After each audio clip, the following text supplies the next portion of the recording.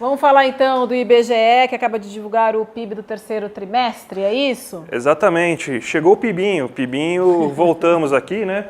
A gente teve um aumento de apenas 0,4% aqui agora no terceiro trimestre. O mercado, essa grande entidade aqui, não sei como ele está, o humor dele, mas o tal do mercado está esperando 0,6%. Então ficou abaixo das expectativas, né, o PIB. Então a gente vai entender agora por que ficou um pouco abaixo das expectativas quando a gente for começar a olhar os gráficos que eu preparei aqui para abrir aqui e a gente entender o PIB. Vamos primeiro pegar aqui a questão do consumo, né? A gente teve que o consumo das famílias cresceu 1%, os gastos públicos cresceram 3%, e a formação bruta de capital físico, ou seja, investimento, cresceu 2,8%, as exportações cresceram 3,6%, então parece que foi um resultado razoável, mas olha o que aconteceu aqui. Importações, então toda a renda que a gente formou aqui, ela vazou para fora do Brasil. Então o consumo que o brasileiro teve agora nesse terceiro trimestre, ele acabou saindo do Brasil. Então a gente importou muito, então isso teve um impacto no PIB se a gente pegar só pela questão do consumo. Se a gente pegar agora pela questão da produção, que é o próximo PIB que eu vou mostrar aqui para a gente vai ver que, ó, olha o que aconteceu com a nossa agropecuária nesse trimestre, caiu 0,9%.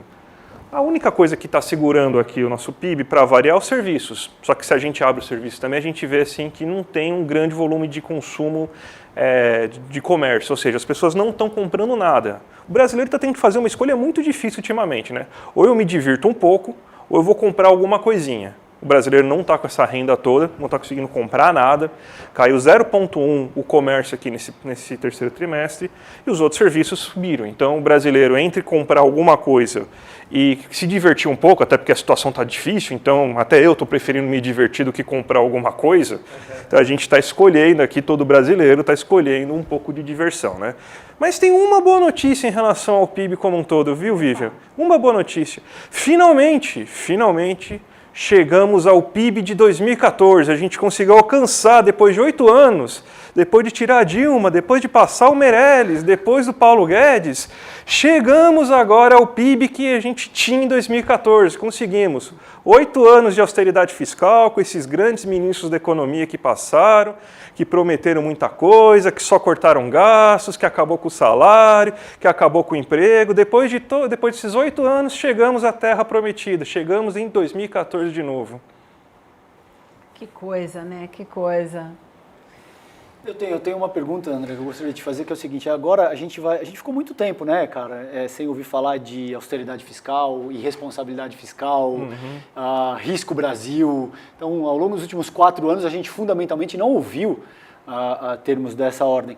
Como é que se avalia isso? Te parece que essas pautas vão ser retomadas com muita força? E como é que você avalia aí essa questão da austeridade fiscal? Qual o efeito final que isso tem sobre o conjunto da população brasileira? Então, agora a gente vai voltar a ouvir falar sobre problemas fiscais, risco Brasil, por quê? Quando você tem um governo progressista, um governo de esquerda, você tem que ser muito responsável fiscalmente, senão o nosso querido mercado ele não gosta muito, ele sempre tem uma dor de barriga. Se o Lula não entregasse superávit primário em todos os anos, ele seria achincalhado. A gente teve um problema de superávit primário em 2015, 2014 começou a ter um pequeno problema, aí você já teve toda aquela onda do impeachment e vindo. O mercado não aceita um governo de esquerda que tenha qualquer problema de responsabilidade fiscal. E a gente vê que, na verdade, quando você teve esses governos do Lula e da Dilma, a gente não teve grandes problemas fiscais. A gente começou a ter problema fiscal justamente quando começou a austeridade em 2015, quando escolheram o Levi, que até o apelido dele era mãos de tesoura, né, porque ele sai cortando para tudo quanto é lado os gastos, e a gente passou a ter déficits consequentemente. Então foram déficits e déficits e déficits. Só que o que esses déficits cortaram? Qual foram esses cortes que eles realizaram? Em áreas de saúde, em áreas de educação, fez o teto de gastos justamente para você conseguir eliminar esses gastos sociais, e o resultado foi isso, aumento de desemprego, redução da renda do salário, o brasileiro não conseguindo comprar tanto. Então, a gente tem que fugir disso, a gente elegeu um governo para voltar a ter as políticas públicas sociais, e não tem problema, estou falando para você, não tem problema, porque o aumento do gasto que a gente vai ter agora para gastar com social, para aumentar salários, vai gerar um aumento de arrecadação pelo efeito multiplicador.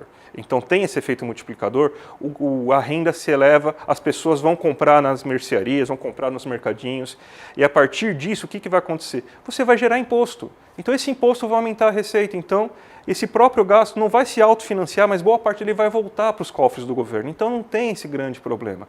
Então é gastando, claro, com responsabilidade, não é gastando para fazer obra, fazer gastos inteligentes, como era feito até 2014, gasto com PAC, com infraestrutura, gasto social, é isso que tem que ser feito, não é gasto à torta direito que a gente está falando, que muita gente acha que a gente da heterodoxia, né, dos economistas mais progressistas, tem que gastar à torta direito. Não, é gasto com responsabilidade, gasto inteligente, porque esses gastos retornam para o governo federal depois. Isso foi a chave do governo Lula 1, governo Lula 2, principalmente. Então a gente pode ver uma retomada, se manter essa perspectiva de uma situação fiscal, né, mais tranquila, mas a gente vai tomar porrada todo santo dia vão falar que a gente é responsável. Já estou acostumado com isso minha vida toda. Obrigado, cara.